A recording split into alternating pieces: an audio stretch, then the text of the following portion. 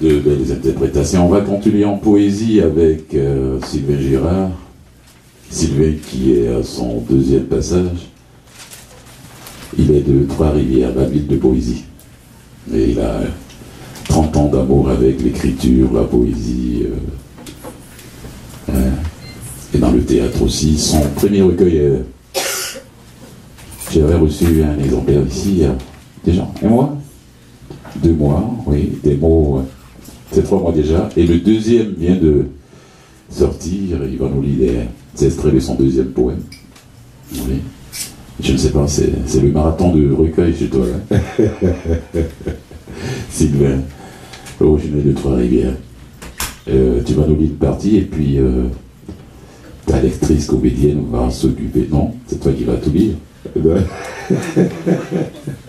Mesdames et messieurs, je vous demande d'accueillir chaleureusement Sylvain Girard.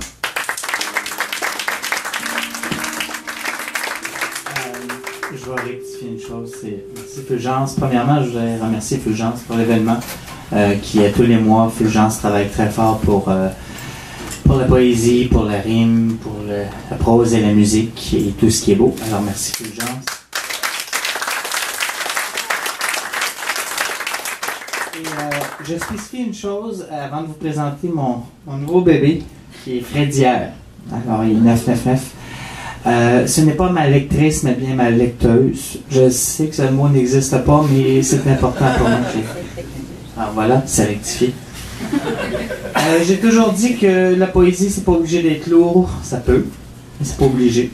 Ça peut être léger, comme une blague. Alors c'est ce que je vais vous faire. C'est une petite blague qu'on m'a contée et que j'ai dit, tiens, pourquoi je ne la laiterai pas?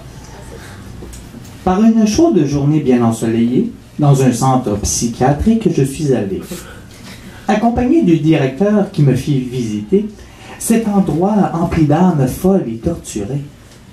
Nous errions tous deux fort allègrement lorsque vers mon guide, soudainement, je me tournai lui demander franchement, pour choisir qui garder, il faisait comment? C'est une chose bien aisée, m'a-t-il répondu. Il me suffit d'une simple question, rien de plus. Devant cette baignoire, debout et bien vêtue, je leur dis que de la vider est leur unique but. Mais pour ce faire, je leur offre 3 moyens. Une cuillère, un verre ou un seau, rien de moins. Le candidat doit alors choisir ce qui lui convient, et sa réponse alors de son état me convient. Il est clair, lui dis-je, que le seau est l'idéal. La cuillère est ridicule en plastique ou en métal, et le verre est mieux, mais pas normal, lui répondis-je sans aucun détour ni dédale. Dans un triste hochement de tête, le directeur signa mes papiers, me gardant à l'intérieur. Car bien entendu, la vraie réponse était ailleurs. Normalement, d'enlever le bouchon serait le meilleur.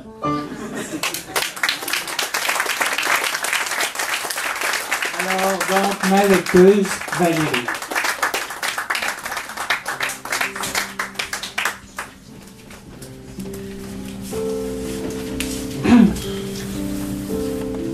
Un jour, l'encrier dans lequel je puise l'encre de mes mots s'asséchera.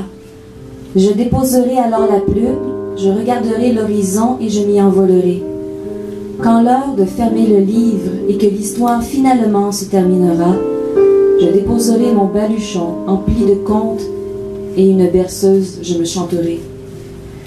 J'ai traîné ma vie durant des tas d'histoires qui me suppliaient de vivre. Je les ai entendus sans cesse m'appeler à naître, à respirer, et j'ai cédé. Des nuits entières à écrire des couleurs et des parfums qui m'enivrent, des jours entiers à craindre la nuit suivante, car je me sais épuisé. Le sommeil me terrifiait, l'éveil m'étouffait, mais je continuais de compter. Je lançais des bouquets de mots tout autour de moi pour faire rêver, parce que je savais qu'un jour je finirais par atteindre cette douce éternité, ce paradis qu'enfant j'avais aperçu et que je n'ai jamais oublié.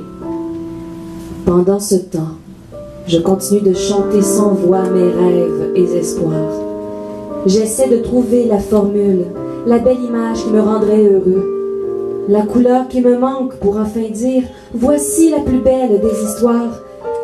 Laissez-moi vous raconter ma berceuse pendant que je visite les cieux.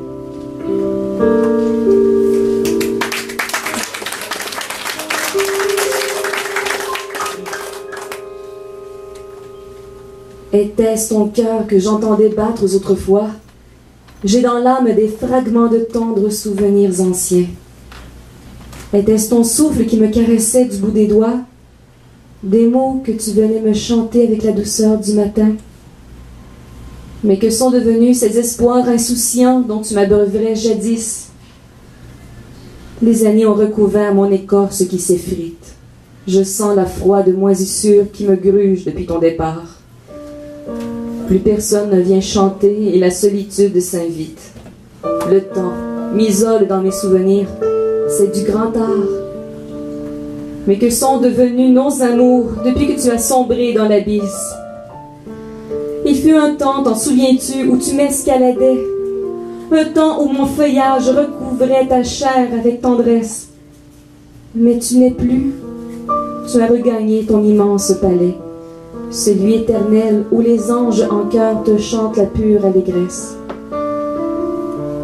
Mais que reste-t-il pour moi qu'une grande douleur qui toujours insiste? Le temps que je hais, qui muse sans ma permission. Ce temps pourtant n'a jamais su me faire oublier notre amour. Le temps s'infiltre jusqu'aux profondeurs de mon tronc. Jamais il ne saura effacer de mon cœur la beauté de nos discours. Mais que me reste-t-il de toi, que ce parfum qui cajole mes jours tristes?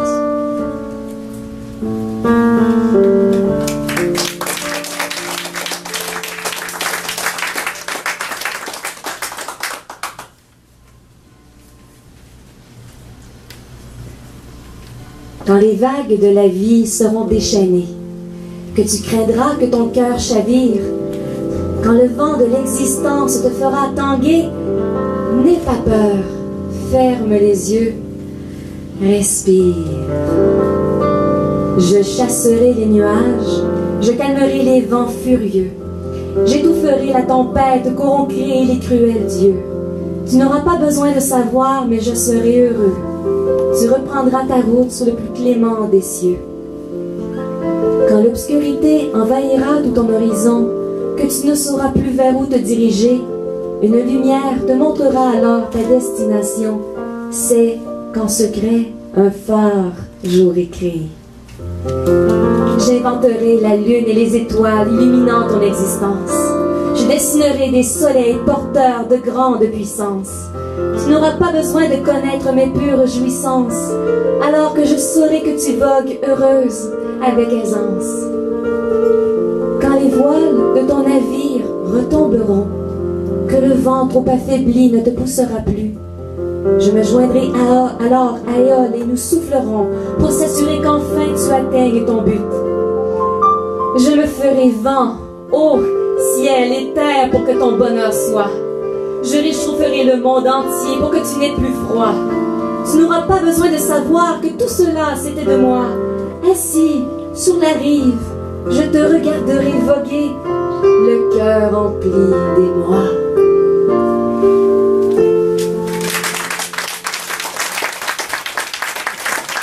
Merci Valérie, merci Sylvain Girard. Sylvain qui ne se considère pas comme un poète, mais comme un raconteur comme il dit lui-même qui décide des histoires avec des mots. Sylvain, il sort aussi un roman bientôt, mis autour de mi-septembre. Oui, 2 recueils en moins de 4 mois et un roman. Allez, bon boulot. Hein. Merci Sylvain.